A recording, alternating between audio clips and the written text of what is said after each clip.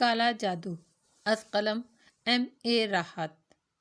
یہ لوگ اپنے طور پر باتیں کرتے رہے اور میں بھوریا چرن کے بارے میں سوچتا رہا اور سب سونے کے لیے لیٹ گئے۔ میں الجھا ہوا تھا، کسی قدر بے چین تھا۔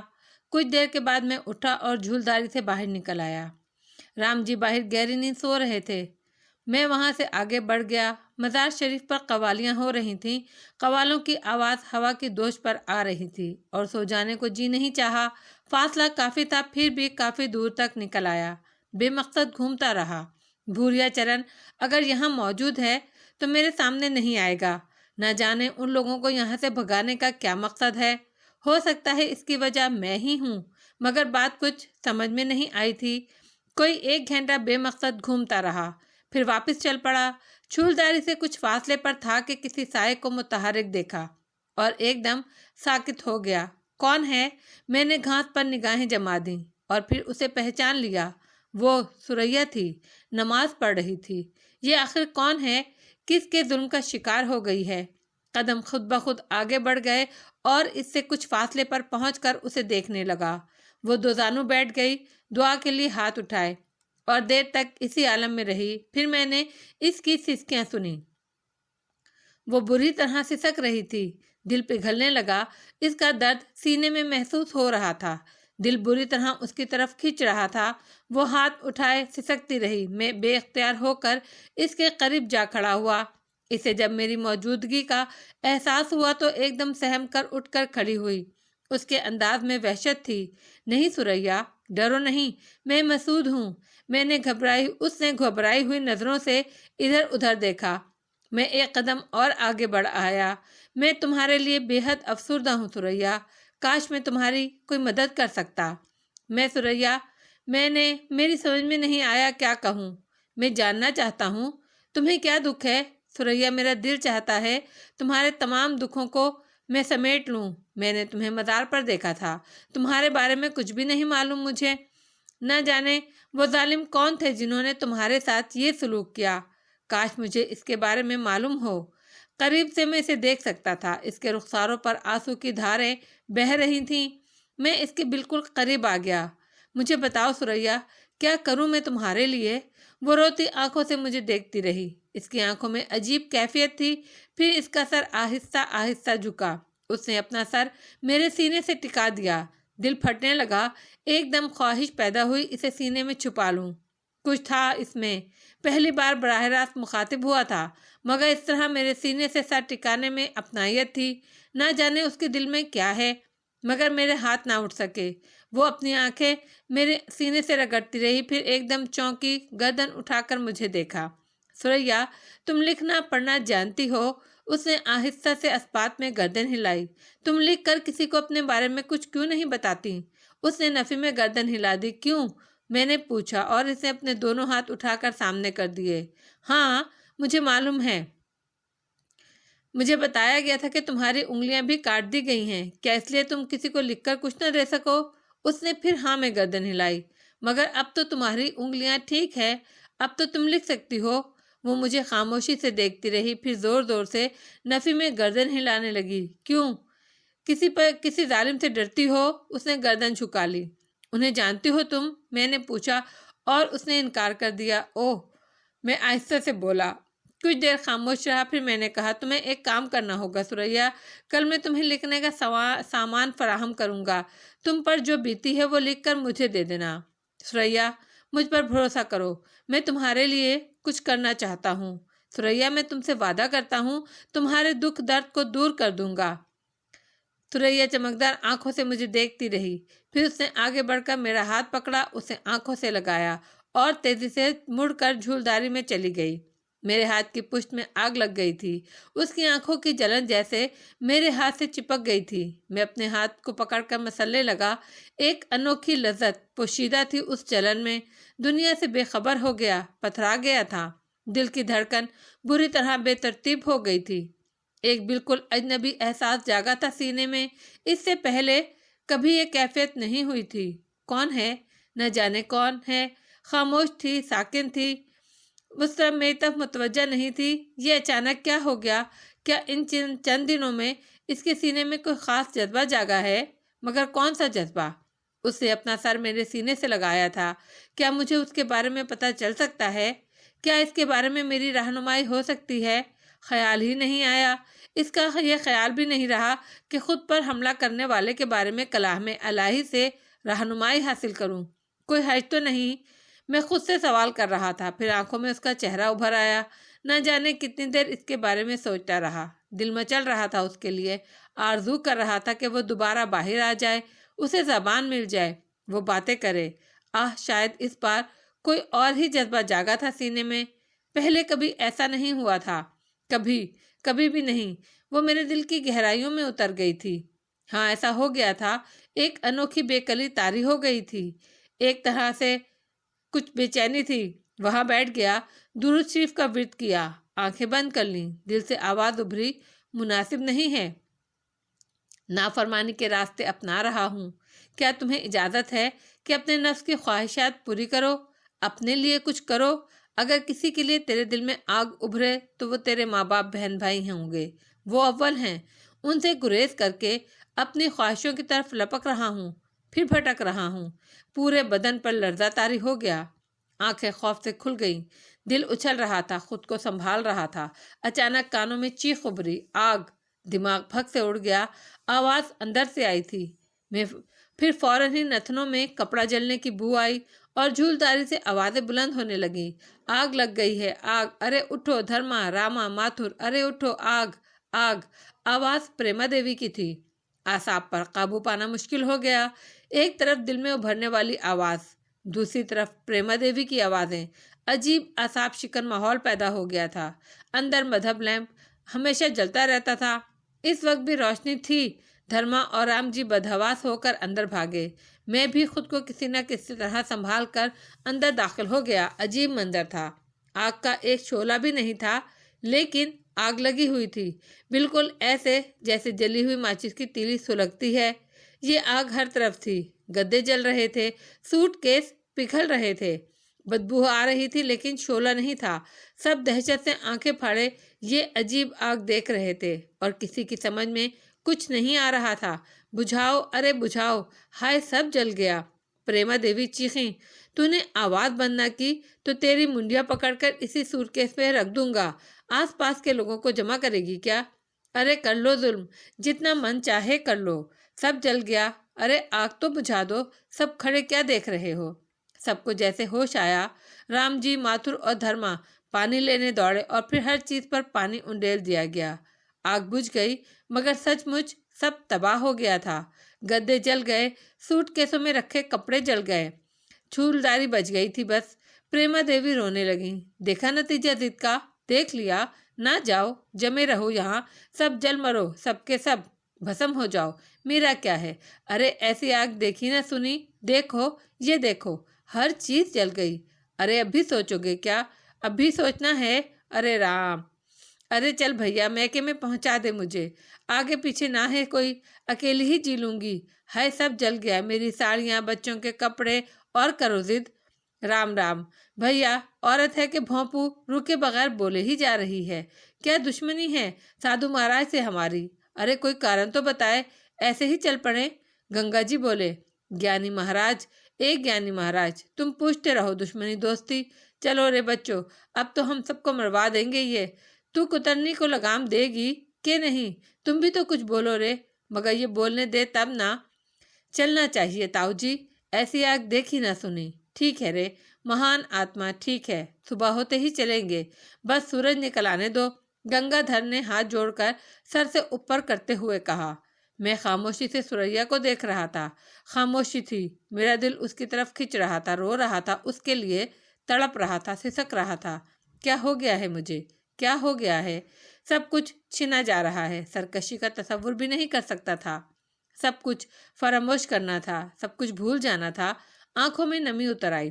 گنگا جی باہر نکل گئے، میں بھی ان کے ساتھ باہر نکل گیا۔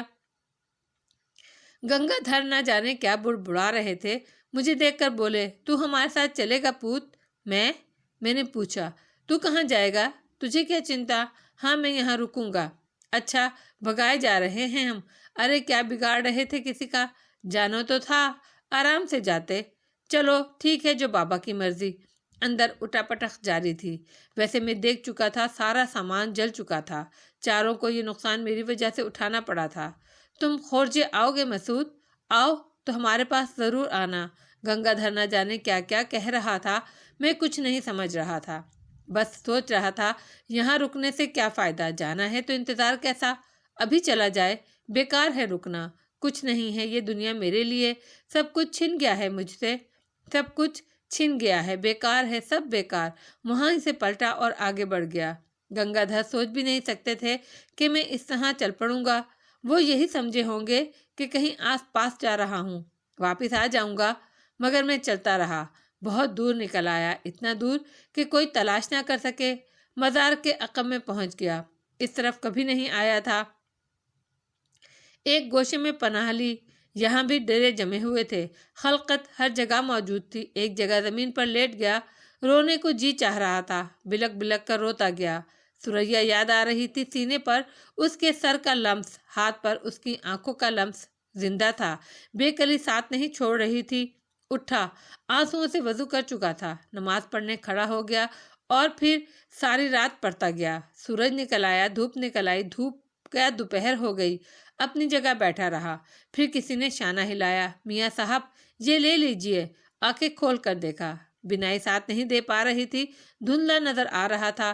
چند خاکے سامنے کھڑے تھے۔ کیا ہے؟ بمشکل کہا۔ دال دلیا ہے میاں صاحب۔ شکریہ بھائی، حاجت نہیں ہے، لے لو میاں صاحب، غریب کا دل نہ توڑو۔ قسم اللہ کی بھائی، بہت شکریہ، ضرورت نہیں ہے۔ نہیں میاں صاحب، رات سے اسی طرح بیٹھے ہو، ہلے بھی نہیں ہو اپنی جگہ سے، آن تڑیاں اینٹ گئی ہوں گی، ایمان کی قسم۔ میں نے چونک کر کہا، ہاں، رات کو قوالیوں سے لوٹا تو دیکھا تھا تمہیں، 3 بار آنکھ کھلی تو ایسے ہی دیکھا، صبح سے ایسے ہی بیٹھے ہو۔ لو میاں صاحب، ہم بھی مسلمان بھائی ہیں۔ جی ضرورت نہیں ہے، لے لو میاں صاحب، تمہیں بابا شاہ جہاں کا واسطہ، اماں اتنی خوشامد کر رہے ہیں، مان لو، ہماری بھی دل کی خوشی ہو جائے گی۔ دل ڈوبا ڈوبا سا تھا، پیٹ بے شک خالی تھا، لیکن کچھ کھانے کو جی نہیں چاہتا تھا۔ لیکن وہ شخص اس طرح اصرار کر رہا تھا کہ مجبور ہو گیا۔ کیا لایا تھا وہ جانتا ہوگا۔ جو دیا کھانے لگا اور کچھ دیر کے بعد شکم سیر ہو گیا۔ اس نے پانی بھی پلایا تھا۔ ہمارے حق میں دعائے خیر کرنا میاں صاحب، 18 سال ہو گئے تھے، بے حق کو اولاد نہیں ہوئی تھی، بابا جی کے مزار پر منت مانی، بیٹا مل گیا، اللہ کے فضل سے منت پوری کرنے آئے تھے۔ لونڈے کا نام فضل الدین رکھا ہے، ہمارا نام کمال الدین پہلوان ہے، خورجے کے رہنے والے ہیں، نام ہے اپنا۔ ہماری خورجے کے اسٹیشن پر اتر کر کمال پہلوان کا اکھاڑا پوچھ لو، سیدھے پہنچ جاؤ گے، اور کوئی ضرورت ہو تو بتانا۔ نہیں بھائی، تمہارا بہت بہت شکریہ، دعا ضرور کرنا، بس چلتے ہیں۔ وہ سلام کر کے واپس مڑ گیا۔ میں نے اس کی آواز سنی، اماں عمر چھوٹی ہے تو کیا، دیکھتے نہیں کتنی عبادت کر رہے ہیں، پہنچے ہوئے ایسے ہی ہوتے ہیں۔ اس کی آواز دور ہو گئی، پیٹ بھرا تو آنکھوں میں کچھ روشنی جاگی، دل کو سنبھالنے لگا۔ کیا ہو رہا ہے یہ؟ کیا ہو رہا ہے؟ اتنا بے اختیار کیوں ہو گیا؟ اس دشت ویرا میں کسی کا بسیرا نہیں ہونا چاہیے۔ جو کیا گیا درست ہی تو ہے، ماں باپ بہن بھائی کے لیے تو دل کو سمجھا لیا، مگر ایک صورت آنکھوں میں بسی تو اتنا بے بس ہو گیا۔ اس کا کیا نتیجہ ہوگا؟ سارے کیے دھرے پر پانی پھر جائے گا۔ ثریا کے لیے دل میں صرف ہمدردی نہیں تھی، جس طرح بے اختیار ہو گیا تھا، اس سے کچھ اور بھی احساس ہو رہا تھا۔ کرہاتا ہوا اٹھا اپنی جگہ سے اور مزار شریف کی طرف چل پڑا۔ بابا صاحب کے قدموں میں ہی سکون مل سکتا تھا۔ چلتا رہا، سوچتا رہا۔ گنگا دھر نے سوچا ہوگا کہ خود غرض اور ناس پاس ہوں، بے مروت ہوں، ملے بغیر خاموشی سے چلا آیا، مگر ان سے رخصت ہونے کے لمحات شاید کچھ اور زخم لگا دیتے، نہ جانے کس طرح بے اختیار ہو جاتا، کچھ اور گناہ ہو جاتے، اور نہ جانے ثریا نے کیا سوچا ہوگا۔ رفتار تیز کر دی، جلد از جلد بابا جی کے قدموں میں پہنچ جانا چاہتا تھا۔ پہنچ گیا، بیٹھ گیا، آنکھیں بند کر لیں، دہائی دینے لگا، سکون مانگ رہا تھا۔ رفتہ رفتہ قرار آنے لگا، زائرین جوق در جوق آ رہے تھے۔ رات ہو گئی، خوب رات ہو گئی، قوالی جم گئی، لوگ مزار سے ہٹ گئے، ہارمونیم اور ڈھولک کی ملی جلی آوازوں کے ساتھ قوالوں کے سر سنائی دینے لگے۔ کیا گا رہے تھے کچھ اندازہ نہیں تھا، ٹوٹا ٹوٹا تھا، خود پر سے اعتماد اٹھ چکا تھا۔ سب کچھ پانے کے بعد سب کچھ کھونے کا خوف دل میں بیدار ہو گیا تھا۔ تھک گیا تو اٹھ گیا، ایک پرسکون گوشہ تلاش کیا، لیٹ گیا۔ نیم غشی سی تاری تھی، سو جانا چاہتا تھا۔ بڑی مشکل سے نیند آئی۔ صبح کو جاگا، حالت کسی قدر بہتر ہو گئی تھی۔ جیب میں ہاتھ ڈالا تو 4 روپے موجود تھے۔ بڑا کھڑا حساب تھا۔ جن دنوں گنگا دھر جی کے ذریعے کھا رہا تھا، وظیفہ نہیں ملا تھا، مگر آج 4 روپے موجود تھے۔ ایک دم دل میں خوشی جاگ اٹھی۔ وظیفہ ملا ہے، اس سے یہ اندازہ ہوا کہ ناخوشی نہیں ہے، قابل معافی ہوں، بر وقت سنبھل گیا ہوں، حکم ماننے والوں میں تصور کیا گیا ہوں۔ بابا جی ناشتہ کرو گے؟ نہیں بھائی، فقیر نہیں ہوں، جواب دیا۔ اپنی جگہ سے اٹھا، چائے ڈبل روٹی خریدی، ناشتہ کیا۔ کل 12 آنے خرچ ہوئے تھے۔ دن آسانی سے گزرے گا، کوئی اور حکم نہیں ملا تھا۔ جب تک دوسرا حکم نہیں ملے یہیں رہنا ہے۔ کوئی کام نہیں سونپا گیا، رہنمائی ضرور ہوگی، یقین تھا۔ دن گزرا، کوئی شام کے 5 بجے ہوں گے کہ آس پاس لوگ موجود تھے، سب اپنے اپنے مشاغل میں لگے تھے۔ اچانک عقب میں ایک سایہ سا محسوس ہوا، پلٹ بھی نہیں پایا تھا کہ ذہن میں دھماکہ ہوا۔ ایک آواز سنائی دی، کچھ سمجھ میں نہیں آیا کہ دوسرا دھماکہ ہوا، کوئی شے دوسری بار ذہن پر لگی۔ ایک دم شور مچا، کچھ لوگ دوڑے آئے۔ میں بادل نخواستہ اٹھ کر کھڑا ہوا، تب میں نے دیکھا نوجوان آدمی تھا، ہاتھ میں چرمی سی لکڑی کا بڑا سا کندھا تھا، آنکھوں میں خون اترا ہوا تھا۔ اس نے تیسری بار اس کے کندھے سے میرے سر پر نشانہ لیا۔ اس سے پہلے بھی شاید اس نے 2 بار مجھ پر اس لکڑی سے بھرپور وار کیا تھا، مگر اللہ کو بچانا مقصود تھا۔ دونوں وار خالی گئے تھے۔ تیسرا وار ان لوگوں نے روک لیا جو میری مدد کو پہنچے تھے۔ ایک آواز ابھری، ابے پیچھے سے وار کرتا ہے، بزدل کی اولاد، یہ لکڑی پھینک دے بھوتنی والے، نہیں تو قینچی لگا کر گردن توڑ دوں گا، زندگی بھر گردن سیدھی نہیں کر سکے گا۔ ابے کمال پہلوان کی قینچی ہے، ایرے غیرے کی نہیں۔ آواز پہچان لی تھی، صورت بھی۔ کمال دین پہلوان خورجے والے تھے، مجھے کھانا کھلا چکے تھے، مگر یہ نوجوان کون ہے؟ میں نے کمال دین پہلوان کے شکنجے میں پھنسے نوجوان کو دیکھا۔ انہوں نے اس کی دونوں بغلوں میں ہاتھ ڈال کر گردن پر ہاتھ جما رکھا تھا اور نوجوان بے بس ہو گیا تھا، مگر یہ شکل، یہ صورت جانی پہچانی تھی، اسے بھی کہیں دیکھا تھا۔ کہاں؟ ابے گدا ابھی تک نہیں گرایا، کام کر ہی دیں تیرا کیا؟ کمال پہلوان نے کہا، پھر برابر کھڑے ہوئے شخص سے بولا، اما چمن بھائی گدا لے لو اس کے ہاتھ سے، ورنہ میرے کو غصہ آ رہا ہے۔ دوسرے آدمی نے نوجوان کے ہاتھ سے لکڑی چھین لی۔ کمال پہلوان نے نوجوان کو جھٹکا دے کر چھوڑا، وہ اوندھے منہ گرا اور اس کے بعد سیدھا نہیں ہوا۔ جان ہوتی نہیں سسروں میں اور خون خرابہ کرنے نکل پڑتے ہیں۔ پھر کمال پہلوان نے مجھے دیکھتے ہوئے کہا، میاں صاحب تم سے کیا دشمنی ہو گئی اس کی؟ تم تو بڑے اللہ والے ہو۔ اللہ ہی جانے، میں نے آہستہ سے کہا۔ اما دیکھو چمن میاں، کیا ہو گیا اسے؟ من کا تو نہیں ٹوٹ گیا کہیں؟ پہلوان نے کہا اور لکڑی چھیننے والے صاحب آگے بڑھ کر اوندھے پڑے ہوئے نوجوان کو سیدھا کرنے لگے، مگر بجلی سی چمک گئی۔ نوجوان سیدھا ہوتے ہی اچھلا اور اٹھ کر بری طرح بھاگا۔ ارے پکڑو پکڑو، چمن میاں چیخے، مگر میں نے ان کا راستہ روک لیا۔ جانے دیجئے، بھاگ گیا، بھاگ جانے دیجئے۔ ارے چھوڑو چمن میاں، مگر جھگڑا کیا تھا میاں صاحب؟ عرض کیا نا، اللہ ہی جانتا ہے، تمہیں نہیں معلوم؟ نہیں۔ عجیب بات ہے، حالانکہ لکڑی اس نے ایسی تاک کر ماری تھی کہ اگر پڑ جاتی کہیں تو کتر گئے تھے، قسم اللہ کی۔ کمال ہے، لوگ اللہ والوں کو بھی نہیں چھوڑتے۔ جمع ہونے والے منتشر ہو گئے، مگر میرا ذہن بری طرح الجھ گیا۔ وہ رات یاد آئی جب مجھ پر خنجر سے حملہ ہوا تھا۔ کیا اس رات بھی حملہ آور یہی نوجوان تھا؟ وہ حملہ بھی جان لیوا تھا۔ اگر گنگا دھر جی شور نہ مچاتے تو سوتے میں دوسرا وار ضرور کاریگر ہوتا، اور اس وقت بھی اس سے اپنی دانت میں کوئی کسر نہیں چھوڑی تھی۔ کیوں؟ آخر کیوں؟ اس کی آنکھوں میں نفرت تھی، خون تھا، جیسے وہ مجھے ہر قیمت پر ختم کر دینا چاہتا ہو۔ اور اس کا چہرہ، وہ چہرہ دیکھا دیکھا کیوں لگ رہا تھا؟ کہاں دیکھا تھا میں نے اسے؟ کچھ یاد نہیں آیا۔ ہوگا کوئی، کیا کہہ سکتا تھا؟ ذہن اس طرف سے ہٹا لیا، خود بھی وہاں سے ہٹ گیا۔ رات ہو گئی، حملہ آور بھاگ گیا تھا، وہ پھر کوشش کرے گا۔ زندگی ہوئی تو پھر اللہ بچانے کے اسباب پیدا کر دے گا، اور اگر موت اسی طرح کسی کے ہاتھوں لکھی ہے تو کیا بری ہے۔ البتہ کھا پی کر لیٹا اور ذہن متضاد خیالات میں الجھا رہا۔ ثریا دل میں کس کی، پھر اس نوجوان کا چہرہ آنکھوں میں اٹک گیا۔ اچانک کچھ مناظر اجاگر ہوئے۔ یہ کون سی جگہ ہے؟ غالباً کالی کنڈ تھا، مہاوتی کا کالی کنڈ۔ مہاوتی ہاتھ میں خنجر لیے آگے بڑھ رہی تھی اور کالی کے مجسمے کے قریب کوئی گھٹنوں میں سر دیے بیٹھا تھا۔ پھر بھوریا چرن نظر آیا، لنگڑی پورنی، دوسری کچوندی نیری۔ اے چھورا، ہوش ٹھکانے آئے تیرے؟ اٹھ کھڑا ہو، یہ اماوس کی رات پیدا ہوا ہے اور پائل ہے، میرے پاس سے بھاگا ہوا ہے یہ، اسے تلاش کرتے ہوئے یہاں آ گئے۔ دماغ کو اتنی زور کا جھٹکا لگا کہ پورا بدن ہل گیا۔ ایک دم اٹھ کر بیٹھ گیا۔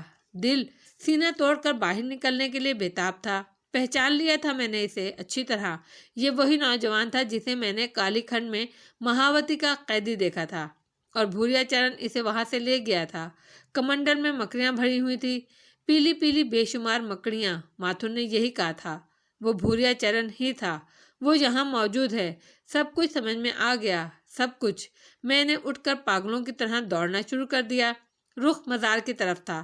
پیروں میں کسی طاقتور گھوڑے جیسی طاقت آ گئی تھی اور میں قلانچیں بھر رہا تھا۔ مزار پر قوالیاں ہو رہی تھی، لوگ قوالوں کے گرد جمع تھے۔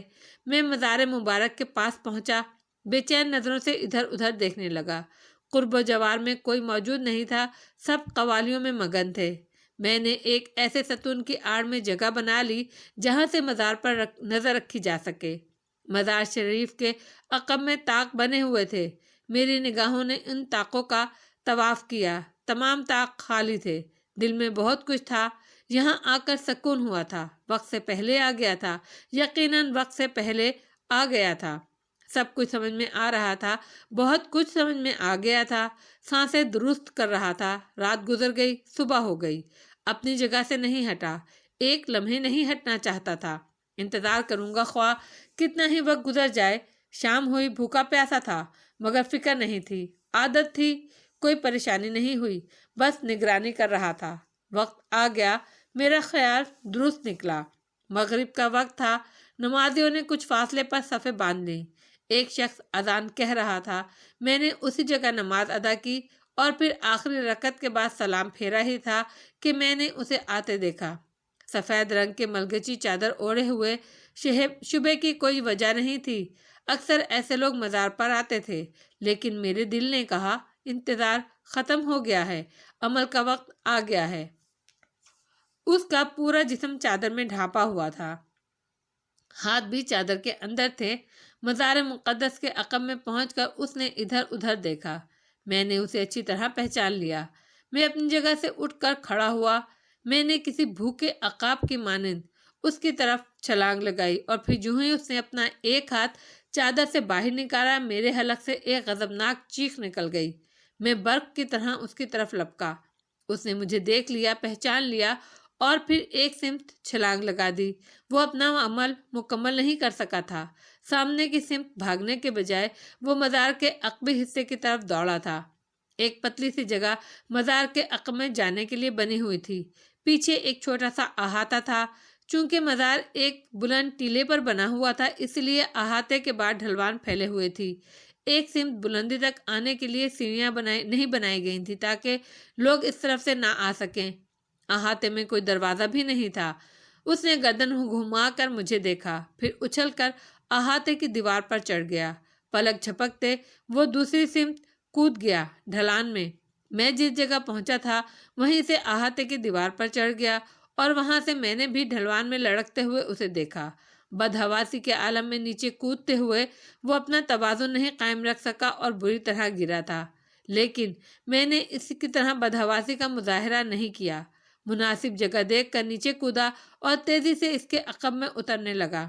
دوسرے لوگوں کو اس بھاگ دوڑ کے بارے میں کوئی اندازہ نہیں ہوا تھا، اس لیے کوئی بھی ہماری طرف متوجہ نہیں تھا۔ میں قدم جما جما کر نیچے اترتا رہا اور اس کے ساتھ ساتھ دامن میں پہنچ گیا۔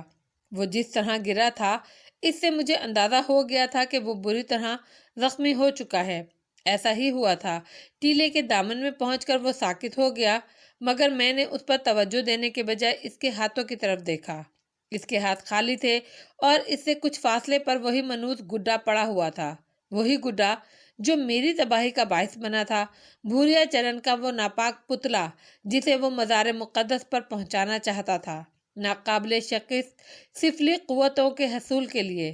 خدا کا احسان تھا اسے ایک بار پھر ناکامی کا سامنا کرنا پڑا۔ میں نے شدت غضب سے دانت بھینچ کر اس پتلے کی طرف دیکھا۔ میں اس کے ناپاک وجود کو فنا کر دینا چاہتا تھا، لیکن وہ میرے ارادے سے واقف ہو گیا۔ دوسرے لمحے اس ننھے سے پتلے نے اپنی جگہ سے چھلانگ لگا دی۔ وہ بہت تیزی سے بھاگ رہا تھا، مگر میں بھی کسی گھوڑے کی رفتار سے اس کا پیچھا کرنے لگا۔ میں نے بھاگتے بھاگتے جھک کر ایک پتھر اٹھایا اور نشانہ لے کر اس پر دے مارا۔ نشانہ ٹھیک لگا اور وہ اچھل کر گرا، لیکن نیچے گرتے ہی وہ بری طرح لوٹنے لگا۔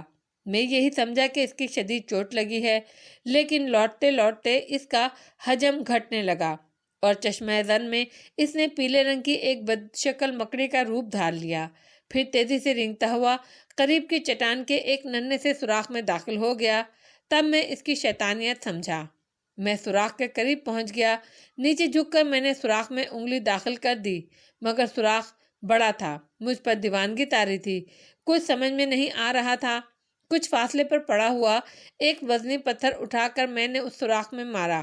میں ہر قیمت پر اسے باہر نکالنا چاہتا تھا، مگر اس پتھر کی ضربیں چٹان پر اثر انداز نہ ہوئیں۔ میرے ہاتھ میں دبا پتھر ٹکڑے ٹکڑے ہو گیا۔ اس ناکامی پر مجھے شدید جھنجھلاہٹ ہو رہی تھی۔ کاش کچھ کر سکتا۔ کیا کروں؟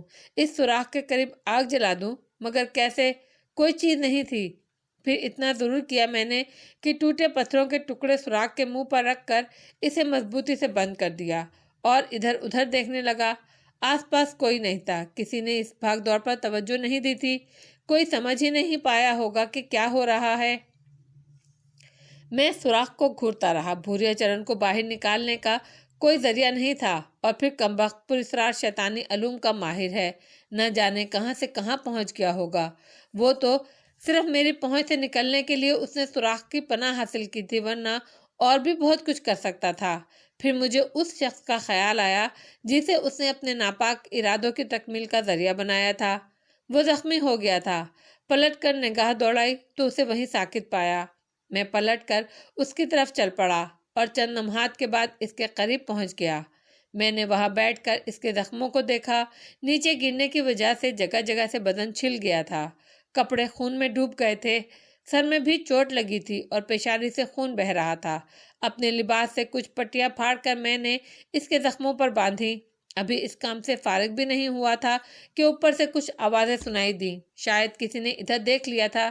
چند افراد سنبھل سنبھل کر نیچے اترنے لگے۔ کیا ہوا؟ کیا ہو گیا؟ بہت سی آوازیں آئیں۔ گر پڑا ہے؟ کیسے؟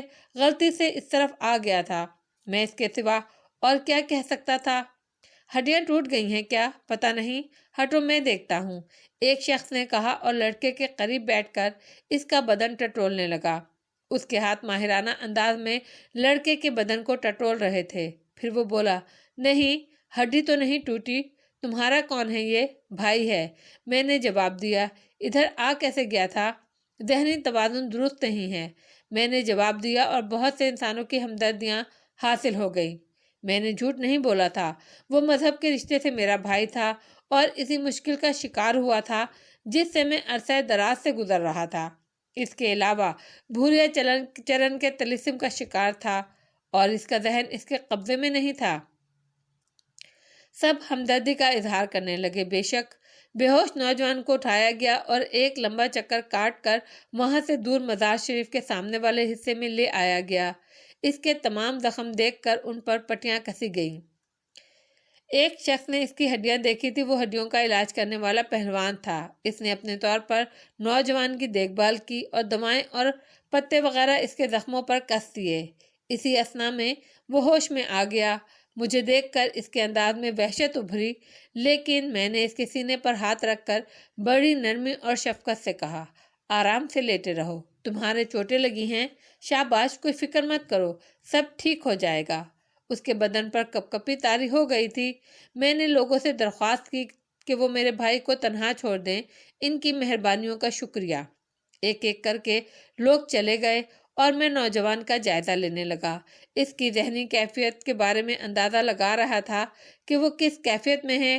آیا اس وقت بھی بھوریا چرن کے سحر کا شکار ہے یا آزاد ہے؟ اس کا جسم مسلسل کپ کپا رہا تھا۔ سردی لگ رہی ہے؟ میں نے پوچھا۔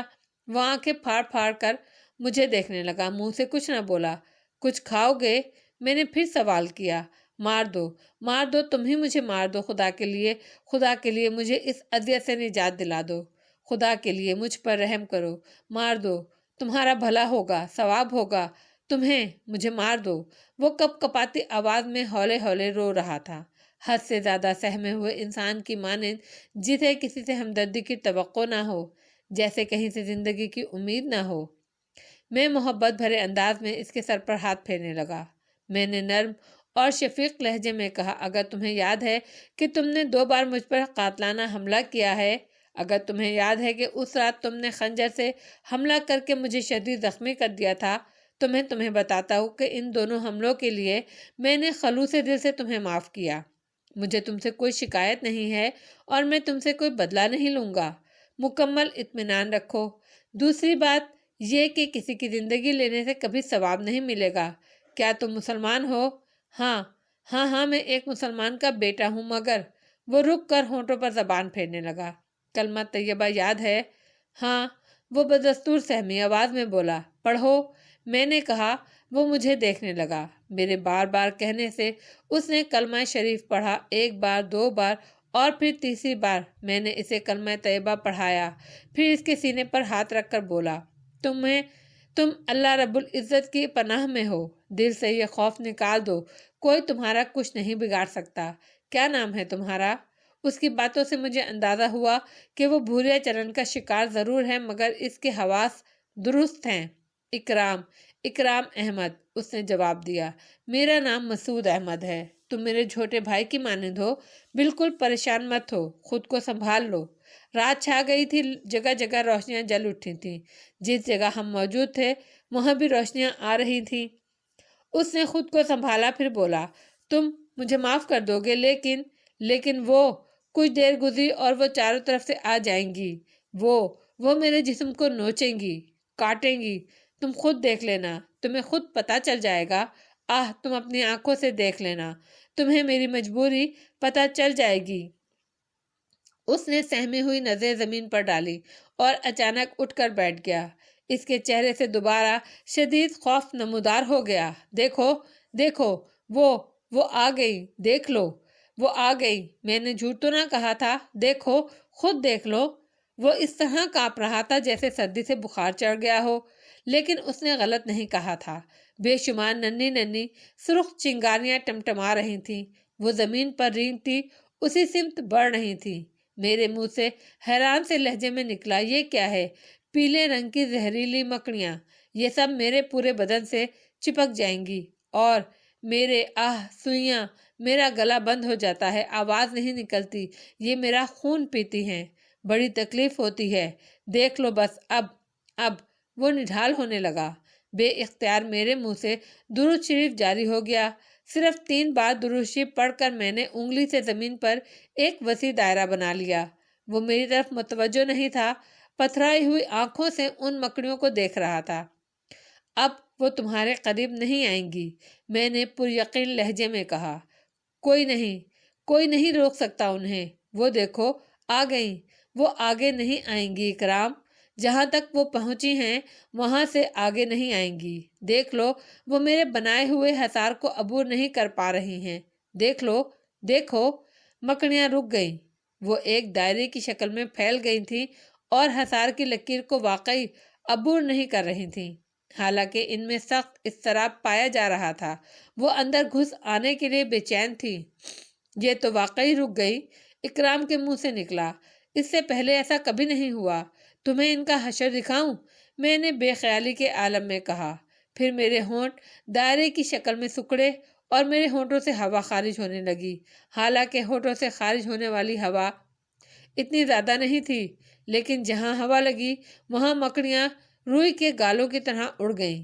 میں نے رخ بدل کر پھونک ماری اور مکڑیوں کی صفیں اکھڑ گئیں، باقی مکڑیاں سہم کر بھاگنے لگیں اور میں مسلسل ان پر پھونکے مارتا رہا، پھر وہاں کسی مکڑی کا نشان بھی نہیں رہ گیا تھا، اور اچانک ہی مجھے ایک عجیب سا خیال آیا، بہت انوکھا خیال۔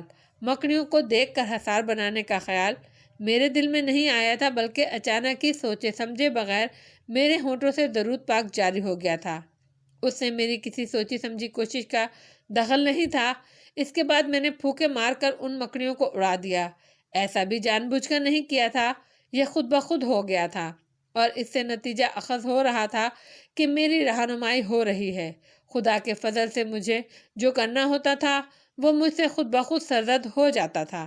اگر یہ نہ ہوتا تو میں زخمی ہونے کے بعد بھی خود پر حملہ کرنے والے کے بارے میں جاننے کی کوشش ضرور کرتا، اور ممکن تھا مجھے اس کے بارے میں معلوم بھی ہو جاتا، لیکن مجھے اس کی اجازت نہیں تھی۔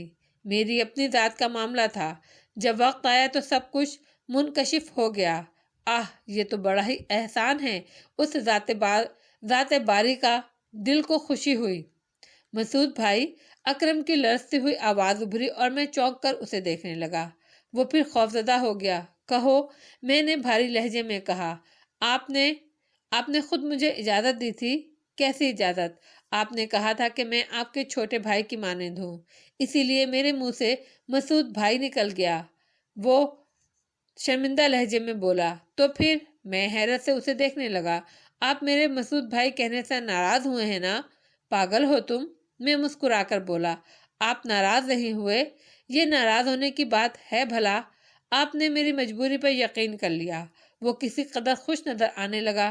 ہاں، اگر ایسا نہ ہوتا تو تمہارے ساتھ میرا رویہ مختلف ہوتا۔ خدا کی قسم مسعود بھائی، خدا کی قسم، میں ایک شیطان کے زیر اثر تھا۔ میں یہ سب کچھ نہیں کرنا چاہتا تھا، لیکن وہ سسکی لے کر بولا۔ میں جانتا ہوں اکرام، مجھے معلوم ہے، میں نے اسے پہلی بار ناکام دیکھا ہے۔ یہ شیطان مکڑیاں میری آنکھوں کے سامنے کئی زندہ انسانوں کو پلک جھپکتے ہڈیوں کا پنجر بنا چکی ہیں۔ یہ اس کے اشارے پر عمل کرتی ہیں۔ اگر وہ انہیں حکم دیتا ہے کہ انسانی گوشت کھا جاؤ تو یہ مکڑیاں اسے نوچ نوچ کر کھا جاتی ہیں۔ وہ کہتا ہے کسی کا خون پی لو تو میں نے اپنی آنکھوں سے دیکھا ہے مسعود بھائی، انسانی جسم میں خون کا ایک قطرہ باقی نہیں رہتا، اور یہ پیلی سے سرخ ہو جاتی ہیں۔ ان کا حجم بڑھ جاتا ہے، یہ خون پی کر پھول جاتی ہیں، اور میں اس سے ذرا سا بھی انحراف کرتا تھا تو یہ مکڑیاں میرے بدن میں اپنے ڈنک چبوتی تھی، اور وہ کرہانے لگا۔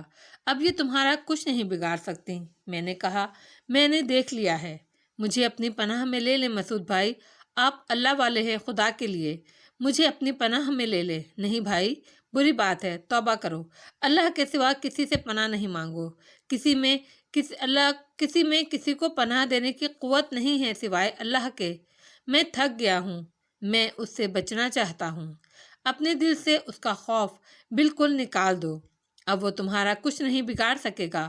آؤ یہاں سے چلتے ہیں، آؤ۔ میں نے اسے دلاسا دیا اور پھر اسے اپنے ساتھ لے کر مزار سے باہر نکل آیا۔ اتفاق سے وہاں پہنچ گیا جہاں گنگا دھر جی کی جھولداری لگی ہوئی تھی۔ وہ جگہ خالی تھی، صرف چند نشان نظر آ رہے تھے۔ میرے قدم وہیں رک گئے اور میں وہیں بیٹھ گیا۔ میں نے اکرام کو دیکھا، اس کا چہرہ خوف سے سفید ہو رہا تھا۔ وہ بولا، میں کیا کروں مسعود بھائی؟ یہیں آرام کرو۔ آپ اب سو جائیں گے، اور اگر وہ آ گیا تو مجھے زندہ نہیں چھوڑے گا۔ میں تمہارے گرد حصار بنائے دیتا ہوں، انشاءاللہ تمہارا کچھ نہیں بگڑے گا۔ نماز آتی ہے تمہیں؟ ہاں، نماز پڑھا کرو، ہر بلا تم سے دور رہے گی۔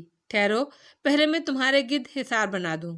میں نے درود پاک کا تحفظ اپنے اور اس کے لیے حاصل کیا، پھر پورے اعتماد کے ساتھ حصار میں بیٹھ گیا۔ مجھے خوش دلی سے اپنے بارے میں کچھ بتاؤ گے اکرام احمد؟ آپ حکم دیں گے تو ضرور بتاؤں گا۔ حکم نہیں، اگر تمہارا دل چاہے تو، ورنہ کوئی مجبوری نہیں ہے۔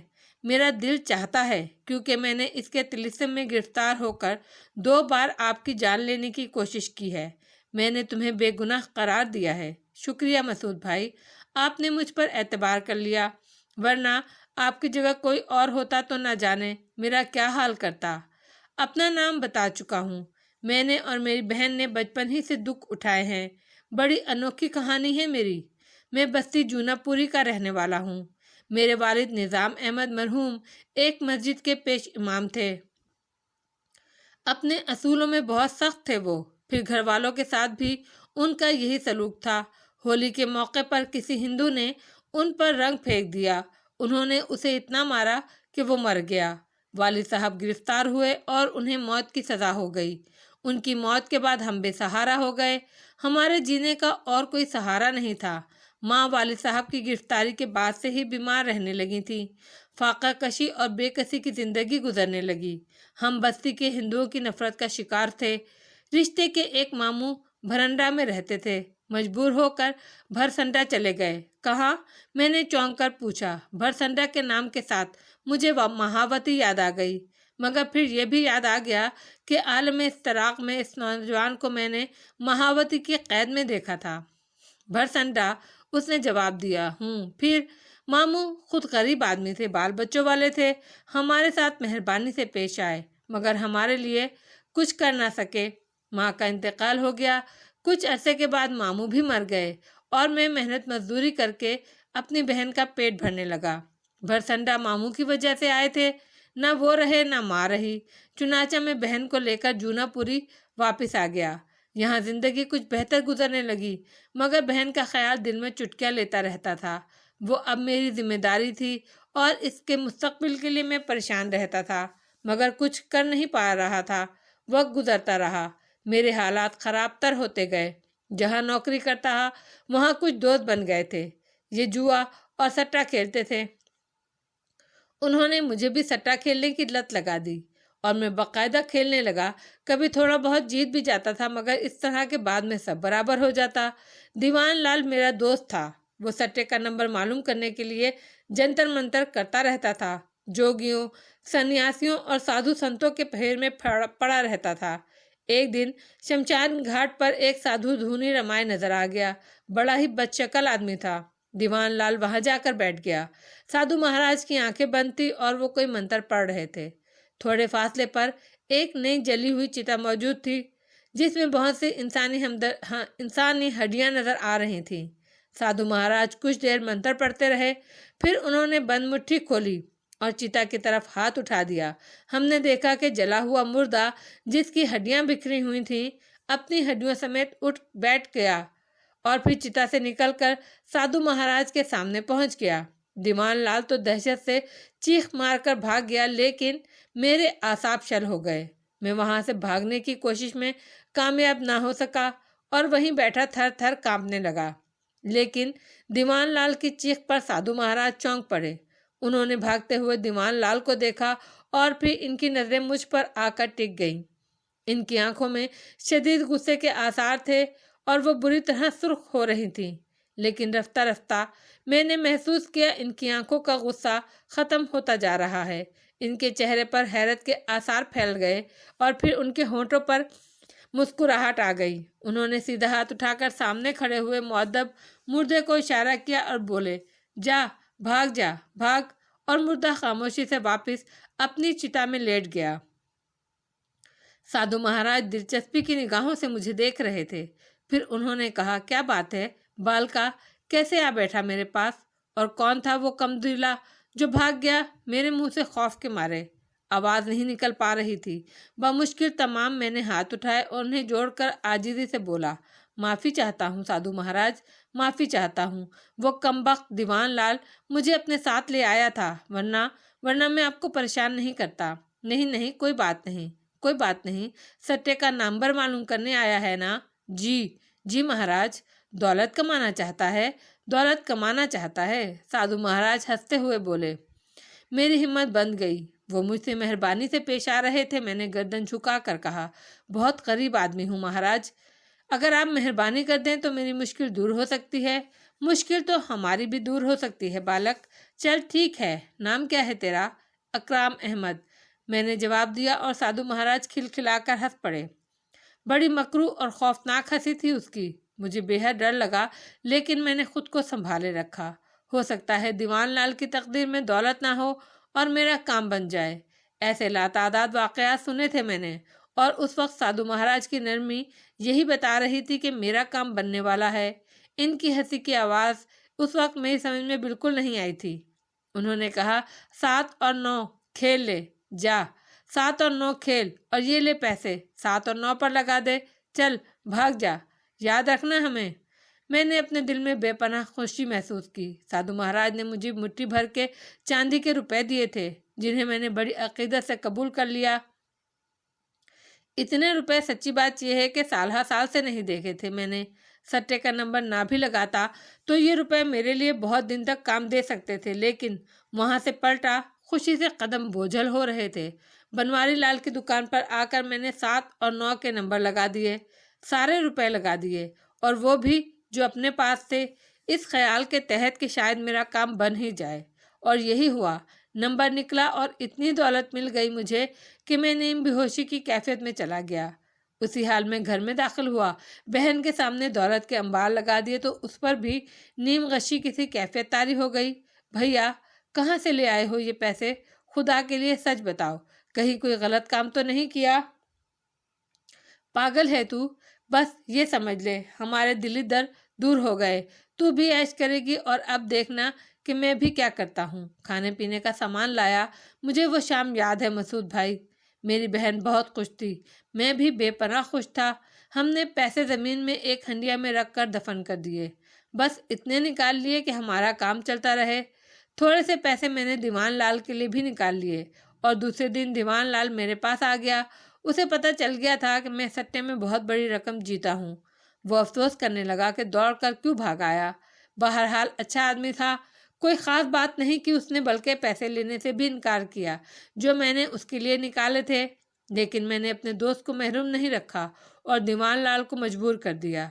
दूसरा और तीसरा दिन गुजर गया।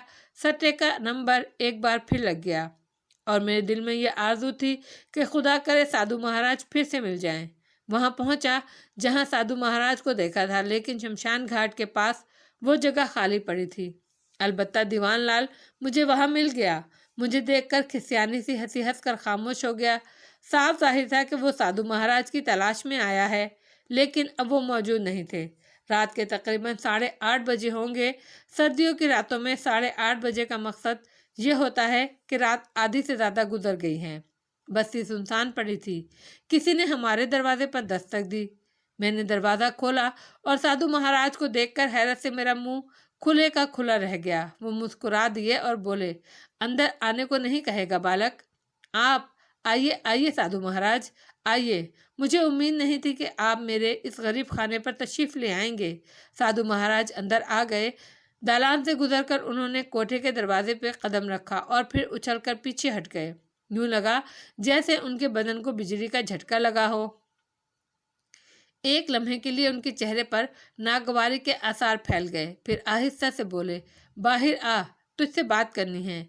आप अंदर आ जाइए महाराज, आपका अपना घर है, आ जाइए। मगर महाराज अंदर आने के बजाय घर के दरवाजे से बाहर निकल गए। मैं उनके साथ बाहर आ गया। काफ़ी दूर पहुंचकर वो एक पुलिया पर बैठ गए। फिर मुझे देखकर बोले, नंबर लगा था? हाँ महाराज, आपकी मेहरबानी से मेरे दिन फिर गए। दिन फिर गए तो इन्हें दिन फिरना कहता है? 4 पैसों में कहीं दिन फिरते हैं भला? महाराज ने कहा, हम बहुत गरीब लोग हैं महाराज, हमारे लिए तो ये पैसे बहुत बड़ा खजाना है। माता पिता मर चुके हैं तेरे। हाँ महाराज। और कौन है घर में? बस एक बहन है। बहुत मोहब्बत करता होगा तू तो उससे। जी साधु महाराज, दुनिया में अब मेरा उसके अलावा और कोई है ही नहीं। आप अंदर आए, बैठने की खुशी होगी। नहीं, वहाँ तेरी इबादत की किताब रखी है, धर्म किताब। तेरे पिता क्या करते थे? मस्जिद में पेश इमाम थे। चल छोड़, एक बात बता। जी महाराज, जंतर मंतर से लगाव है तुझे? कोई चिल्ला खींचेगा, कुछ सिखाऊं तो सीखेगा? ये भाग हैं तेरे कि हम तुझे कुछ सिखाना चाहते हैं, वरना हजारों हमारे पीछे हाथ बांधे फिरते हैं। चलिए, चिल्ले से क्या होगा महाराज? फिर तुझे किसी से सट्टे का नंबर नहीं पूछना पड़ेगा। लक्ष्मी दास सी होगी तेरी, जिधर उंगली उठाएगा सोने के अंबार लग जाएंगे। राज रानी होगी तेरी बहन, जीवन सवारत हो जाएगा तेरा। इस बदले में तुझे हमारे कुछ काम करने होंगे। क्या? मैंने पूछा। वो बाद में बता देंगे तुझे। मैं मंत्र सीखना चाहता हूँ महाराज। हाथ दे हमारे हाथ में। साधु ने अपना हाथ फैला दिया और मैंने अपना हाथ उसके हाथ पर रख दिया। वो बोला, बड़ा काम का बेड़ा उठाया है तूने, निभा सकेगा? क्यों नहीं महाराज, बीच से بھاگے گا تو نہیں؟ نہیں۔ پھر یوں کرنا، کل شمشان گھاٹ آ جانا، دن کے 12 بجے سے کچھ پہلے۔ ٹھیک 12 بجے ہم تجھ سے وچن لیں گے۔ اور سن، اپنی بہن سے کہہ کر آنا کہ کچھ دنوں کے لیے کہیں جا رہا ہے، 40-45 دنوں کے لیے، اس کے بعد واپسی۔ 40 دن؟ میں نے گھبرا کر کہا۔ ہاں، پورے 40 دن۔ مگر میری بہن اکیلی رہے گی؟ سو تو ہے، مگر اس کے بعد کیا ہوگا یہ بھی تو سوچ۔ جتنی چاہے گا دولت حاصل ہوگی، جس طرف نگاہ اٹھائے گا لوگ نظریں جھکا دیں گے تیرے سامنے، تیرا بڑا مقام ہوگا، اور امیروں کو پلک جھپکتے غریب بنا دے گا تو۔ کوئی دم نہیں مارے گا تیرے سامنے۔ بہن کو اپنی پسند سے جہاں چاہے بیانا۔ بول، کیا کہتا ہے؟ میری آنکھوں میں نہ جانے کیا کیا خواب سما گئے تھے۔ میں نے جلدی سے کہا، میں تیار ہوں، کل تک اور سوچ لینا۔ میں نے سوچ لیا ہے۔ وچن دینا پڑے گا تجھے، سوگند کھانی پڑے گی، اور جب سوگند کھائے گا تو اسے نبھانا پڑے گا۔ نہیں نبھائے گا تو مصیبتوں میں پھنس جائے گا، پھر چھٹکارا مشکل ہوگا۔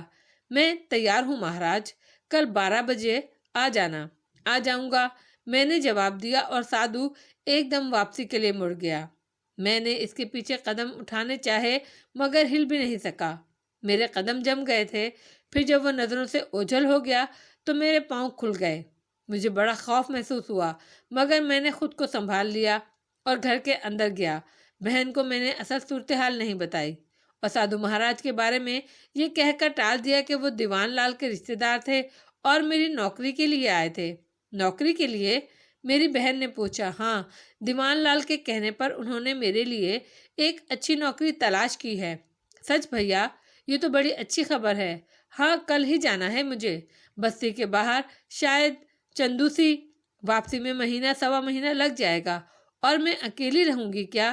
شمشاد چچا سے کہہ دوں گا، حسینہ چاچی تیری خبر رکھیں گی، پیسے تیرے پاس موجود ہیں، کسی کو ہوا تک نہیں لگنے دینا، آرام سے نکال کر خرچ کرتی رہنا۔ سوا مہینے کے بعد واپس آ جاؤں گا، اور اگر نوکری اچھی ہوئی تو تجھے بھی ساتھ لے جاؤں گا۔ میری معصوم بہن تیار ہو گئی۔ شمشاد چچا اور حسینہ چاچی ہمارے پڑوسی تھے، بڑے ہمدرد لوگ تھے، ہمارا بہت خیال رکھتے تھے۔ میں نے ان دونوں کو بھی یہی کہانی سنائی، اور اس طرح اپنی بہن کے لیے بندوبست کر دیا۔ ساری رات خوشی کے مارے نیند نہیں آئی۔ نہ جانے کیا کیا سوچتا رہا میں مسعود بھیا، خوبصورت کوٹھیاں، شاندار کاریں، اور نہ جانے کیا کیا۔ دوسرے دن اسی طرح تیاریاں کی جیسے شہر سے باہر جا رہا ہوں۔ 12 بجے سے پہلے شمشان گھاٹ پہنچ گیا، مگر وہاں بہت سے لوگ موجود تھے۔ نئی چتا بنائی گئی تھی، کسی مردے کی ارتھی لائی جا رہی تھی۔ میں وہاں سے دور ہٹ گیا اور ایک سنسان گوشے میں جا بیٹھا۔ ٹھیک 12 بجے اچانک میرے پیچھے آہٹ ہوئی۔ میں نے سادھو کو وہاں کھڑے پایا۔ وہ مجھے دیکھ کر مسکرا دیا۔ آ گیا بالک؟ ہاں مہاراج، ادھر تو مردہ جلایا جا رہا ہے۔ ہاں، میں تو پریشان ہو گیا تھا۔ کیوں؟ سوچ رہا تھا کہیں ان کی وجہ سے آپ یہاں نہ آئیں۔ جواب میں سادھو نے قہقہا لگایا اور بولا، تماشا دیکھے گا؟ تماشا؟ ہاں، میری شکتی کا تماشا۔ شاید تو مجھے کوئی معمولی جوگی یا سنیاسی سمجھتا ہے باولے۔ میں شنکھا ہوں، پدم شنکھا، بھوریا چرن ہے میرا نام۔ کالے جادو کے سنسار کا سب سے بڑا نام ہے یہ۔ تجھے تماشا دکھاتا ہوں، ادھر دیکھ۔ اس نے مجھے ان لوگوں کی طرف متوجہ کیا جو چتا کے قریب تیاریوں میں مصروف تھے۔ ارتھی چتا کے قریب رکھی ہوئی تھی، پنڈت اشلوک پڑھ رہے تھے۔ اچانک ارتھی پر سے مردے نے ایک چنگھاڑ ماری، اور آس پاس کھڑے لوگ چونک کر اسے دیکھنے لگے۔ یہاں مردہ صاف دکھائی نہیں دے رہا تھا، لیکن اس کے بدن میں جنبش محسوس ہو رہی تھی۔ پھر اس نے اپنے بدن پر لپٹے کپڑوں کے بند توڑے اور دوسری چنگاڑ مار کر کپڑے اتار کر پھینکے۔ قریب کھڑے لوگوں میں بھگدڑ مچ گئی۔ وہ چیختے چلاتے، ایک دوسرے کو پھلانگتے جدھر منہ اٹھا دوڑ پڑے۔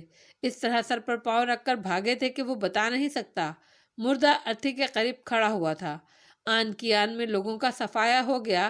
اب وہاں چڑیا کا بچہ بھی نظر نہیں آ رہا تھا، بس اکیلا مردہ ساکت کھڑا تھا۔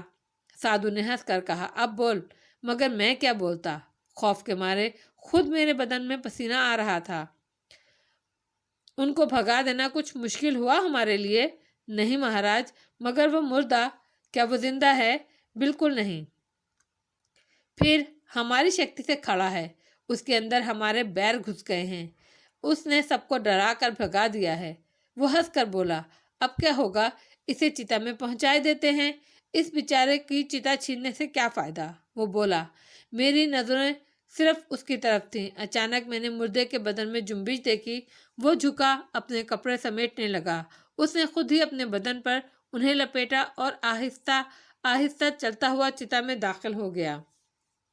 इसके बाद वो चिता पे लेट गया। फिर अचानक साधु के मुंह से आग का एक शोला निकला और प्रवास करता हुआ चिता की लकड़ियों से जा लगा। मैंने लकड़ियों को आग पकड़ते देखा। साधु मुसलसल मुंह से शोले उगल रहा था और मैं चिता में हर तरफ आग लगते देख रहा था। खौफ से मेरी बुरी हालत थी। ये साधु तो मेरी तवक्को से कहीं ज्यादा ताकतवर था। अव्वल तो मुझे कालो जादू जैसी किसी चीज से कभी वास्ता ही नहीं पड़ा था। इस किस्म के सट्टे के नंबर बताने वाले साधु और सन्यासी तो कभी कभी सड़कों पर भी मिल जाते हैं। मैं इसे ऐसा ही कोई साधु समझा था, लेकिन जो कुछ मेरी आंखें देख रही थी वो नाकाबिले बयान था। वो काली कुव्वतों का मालिक था और इसका मुझे बाखूबी अंदाजा हो रहा था। कहीं किसी मुसीबत में ना फंस जाऊं, मैं सोच रहा था। लेकिन जो कुछ उसने मुझसे कहा था, जो सरसब्ज बाग दिखाए थे, अगर वाकई मेरी कोशिश से वो मुझे हासिल हो जाए तो कितना लुत्फ आ जाएगा, जिंदगी का रंग ही बदल जाएगा। इस ख्याल के तहत अपने आप को संभाला और चिता का जायजा लेने लगा, जिसने मुर्दे को जलाकर खाक कर दिया था। साधु कहने लगा, अब छोड़ इन बातों को। तूने कहा इन लोगों के आ जाने से कहीं हमारा काम भंग न हो जाए, सो मैंने तुझे ये बता दिया कि ऐसी कोई बात नहीं है। मेरी महान शक्ति हर वो काम कर सकती है जो मैं चाहूँ। सो बालका, अब जो कुछ मैं तुझे बता रहा हूँ वो कर, ताकि तू मेरी पनाह में आ जाए। तू मुसलमान का बेटा है ना? हाँ महाराज। तेरे धर्म ने तुझे क्या दिया? मैं समझा नहीं। बस ये समझाना चाहता हूँ कि दीन धर्म ढकोसले होते हैं। मुंश बस उसकी लकीर पर चलता जाता है। जैसे धर्म काली शक्ति है जिससे मनुष्य की ताकत हासिल होती है। दीन धर्म बाद की बातें करते हैं कि ये पाठ करेगा तो वो मिलेगा। काली शक्ति वो चीज़ है जिससे फौरन ही मन की मनोकामना पूरी हो जाती है। तू बता, वो बड़ी है या ये मसूद भैया? मेरी मालूमात बहुत ज़्यादा नहीं थी, कभी वास्ता ही नहीं पड़ा था ऐसी मालूमात से। ये भला उस वक्त मेरे जहन में कैसे आती? शैतान इसी तरह तो बहकाता है, इसी तरह तो वो इंसान को मजहब से मुनहरफ करता है। यही तो शैतानियत है। इंसान इसी से बच जाए तो इंसान रहता है, वरना शैतान बन जाता है। और इस वक्त मैं एक शैतान के कब्जे में था। मुकम्मल तौर पर उसकी बातें मेरे दिल में उतर रही थीं, लेकिन मैं सोच रहा था उन बातों पर। उसने कहा, बैठ जा, जैसे हम बैठे हैं वैसे बैठ जा। अब हम अपना काम शुरू करते हैं। सूरज आसमान के बीचों बीच अटका हुआ था, धूप फैली हुई थी। मैंने साधु को पालती मारकर बैठते हुए देखा। गालिबन इस अंदाज के बैठने को आसन रमाना कहते हैं। उसने आसन रमाया, दोनों हाथ घुटनों पर रखे, गर्दन सीधी की, सीना ताना और मुझसे भी ऐसे ही बैठने के लिए कहा। मैंने उसके हुक्म की तामील की। वो मेरी आंखों में देखने लगा। बड़ी मकनतीसी चमक थी उसकी आंखों में। मुझे उससे शोले उगलते हुए महसूस हो रहे थे। बदन में बार बार थरथरी फैल जाती थी, लेकिन मैं खुद को संभालने की कोशिश में मसरूफ था। उससे कहा, बोल सूजेलम। मैंने अपने मुंह से वही अल्फाज अदा किए। फिर उसने कुछ और ऐसे अल्फाज मेरे मुंह से निकलवाए। इसके बाद कहने लगा, सौगंध खा 7 सड़ी हुई लाशों की, 7 पूर्णियों की, राजा इंद्र की, धीरना मुकंदी की, कि आज से तू मेरे चेलों में शामिल हुआ और जो कुछ मैं कहूँगा उस पर आंखें बंद करके अमल करेगा। मुंह से बोल जो मैं कह रहा हूँ। मैं इसके कहने के मुताबिक दोहराने लगा। उसने 3 बार मुझसे ये अल्फाज कहलवाए और फिर मुस्कुराकर बोला, इस तरह तू मेरा चेला बन गया है। अब मैं तेरे माथे पर तिलक लगाता हूँ। उसने जमीन पर थूका। पीले रंग का ये बदबूदार थूक था। उसने अंगूठा डबोया और मेरे माथे पर लकीर खींच दी। मुझे अपनी पेशानी जलती हुई महसूस हो रही थी। यूं लग रहा था जैसे कोई जलती हुई चीज मेरे माथे से लग गई है। वो मुस्कुरा कर बोला, तू रहेगा तो मुसलमानों के भेष में, मगर हो जाएगा शुद्धि, ना हिंदू ना मुसलमान, काली शक्ति का पुजारी, काले इल्म का खादिम। तू हमेशा बैर चतुरों की सेवा करेगा, उन्हीं के कर्मों पर चलेगा, समझा? लोग तुझे मुसलमान समझेंगे पर तू कुछ और ही होगा। मुसलमानों की तरह पूजा पाठ करेगा, नमाज पढ़ेगा, देखने वाले समझेंगे तू मुसलमान है, मगर तू होगा काली शक्ति का सेवक, समझा? बालक, तू काली शक्ति का सेवक बन चुका है। अपने आप पर मान कर, बहुत सी ताकतें तेरी मुट्ठी में आने वाली हैं। अचानक ही दिल अंदर से उलटने लगा। वो जो कह रहा था ये तो मुझे कबूल नहीं है। मेरे कानों में तो पैदा होते ही आज़ान की आवाज़ पड़ी थी। मैंने नाहोशी के आलम में अल्लाह का नाम सुना था। ये कैसे हो सकता है कि अल्लाह की ज़ात को धोखा दूं? नमाज के लिए जाऊं, खड़ा हूं, मेरा दिल गंदगी में डूबा हुआ हो। अंदर से शदीद तरीन हलचल पैदा होने लगी। मैंने इधर उधर देखा और फिर मेरी निगाहें उस पर गड़ गई। वो मुस्कुरा रहा था, मेरे अंदर की कैफियत से बेखबर, अपनी कामयाबी पर। फिर वो मुझसे बोला, इस तरह बैठ जा और इस तरह बैठा रहे। मगर महाराज, नहीं बालिक, इस समय तक अब तू कुछ नहीं बोलेगा जब तक मैं तुझे बोलने को ना कहूँ। वो अपनी जगह से उठकर एक सिमत चला गया। कुछ फासले पर पहुंचकर उसने अपने दोनों हाथ फिजा में बुलंद किए, उन्हें आहिस्ता आहिस्ता नीचे उतारने लगा। फिर मैंने देखा जमीन पर एक सफेद रंग की गाय आ खड़ी हुई है।